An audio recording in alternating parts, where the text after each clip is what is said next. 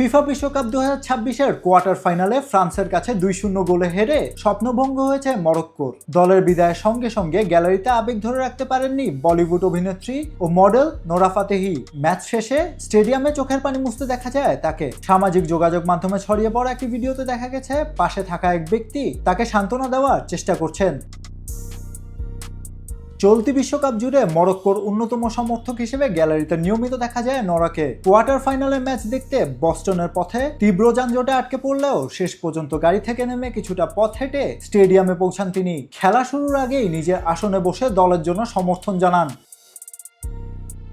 পরাজয়ের পরও মরক্কো দলের লড়াকু মানসিকতার প্রশংসা করেছেন নোরা ফাতেহি। বিশেষ করে অধিনায়ক আশরাফ হাকিমি সহ পুরো দলের পারফরমেন্স নিয়ে গর্ব প্রকাশ করেন তিনি।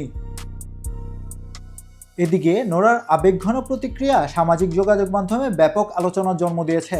দীর্ঘদিন ধরেই নোরা ফাতেহি ও মরক্কোর অধিনায়ক আশরাফ হাকিমির সম্পর্ক নিয়ে নানা গুঞ্জন রয়েছে। তবে এই বিষয়ে এখন পর্যন্ত নোরা বা হাকিমি কেউই প্রকাশ্যে কোনো মন্তব্য করেননি। ফলে তাদের সম্পর্ক নিয়ে আলোচনাটি এখনো কেবল গুঞ্জনের মধ্যেই সীমাবদ্ধ রয়েছে। সাকিব রশিদ, সদ্য সংবাদ।